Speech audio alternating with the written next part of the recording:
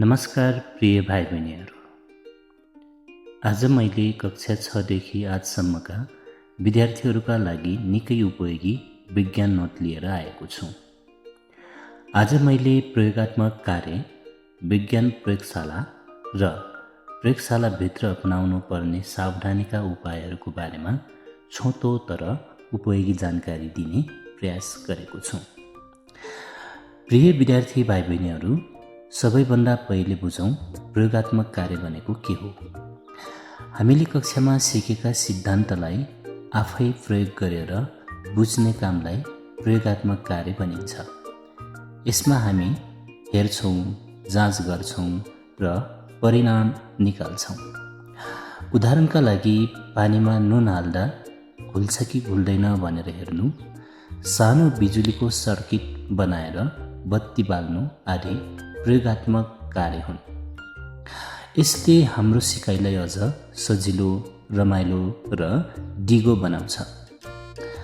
अब कुरा गरौँ विज्ञान प्रयोगशालाको। विज्ञान प्रयोगशाला भनेको यस्तो विशेष ठाउँ हो जहाँ विभिन्न वैज्ञानिक प्रयोगहरू गरिन्छ। यहाँ टेस्ट ट्युब, बिकर, माइक्रोस्कोप जस्ता उपकरणहरू पाइन्छन्। यहाँ हामी किताबमा पढेका कुरा आफै प्रयोग गरेर बुझ्ने अवसर पाउँछौँ। अब सबैभन्दा महत्त्वपूर्ण कुरा, प्रयोगशालाभित्र अपनाउनु पर्ने सावधानीको बारेमा चर्चा गरौँ। प्रयोगशालामा जाँदा सधैँ शिक्षकको निर्देशन पालना गर्नु पर्दछ। कुनै पनि रसायन सुक्ने वा चाख्ने काम गर्नु हुँदैन। आगो वा बर्नरसँग खेल्नु हुँदैन। ल्याबभित्र प्रयोगात्मक कार्य गर्दा एप्रोन, पन्जा र चस्मा प्रयोग गर्नु पर्दछ। प्रयोगशालामा दौडधुप, हल्ला वा खेल्ने, जिस्किने गर्नु हुँदैन।